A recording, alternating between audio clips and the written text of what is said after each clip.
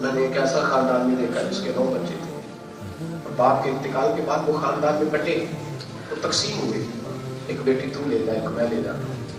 وہ گلشن جو بڑی خوبصورتی سے کسی نے سجایا تھا وہ بانٹا گیا، اور وہ چھوٹی سی معصوم بچی جو خبروں میں تو ہے لیکن احساسات میں نہیں ہے، خبروں میں ہے احساسات میں نہیں، وہ کہتی ہے جان صاحب کے سامنے اس کا جلا ہوا ہاتھ جب ایک وکیل نے پکڑ کے لے آیا ہے تو اس سے پوچھا کہ بیٹے یہ تیرا ہاتھ کیسے جلا؟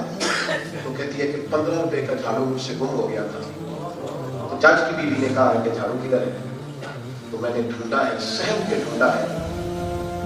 رضیہ نگار بھی کہتے ہیں کہ شاید اس پہ برش نہ ہوتا تو اسے مل ہی جاتا، لیکن وہ ڈر اتنا نہیں تھی کس کے ظلم سے؟ باجی کے ظلم سے۔ باجی جس کی فضیلت صرف اتنی ہے کہ وہ جج کی بیوی ہے اور اس کے اکاؤنٹ میں پیسے زیادہ، اس سے زیادہ تو کوئی فضیلت نہیں، اس سے زیادہ تو کچھ نہیں اس کی، اور اس غریب کا قصور صرف اتنا ہے کہ اس کی ماں جج کی بیوی نہیں، اس کے اکاؤنٹ میں پیسے نہیں۔ تو بچی کہتی ہے کہ میں نے کہا کہ میں تھوڑی دیر میں ڈھونڈ دیتی ہوں، کہا تیرے ہاتھ میں تھا، جیسے لفظ نکلے ہاتھ تھا تو میرے ہاتھ میں ہی، پھر وہ ہاتھ آگ میں گیا ہے، وہ جلایا گیا ہے۔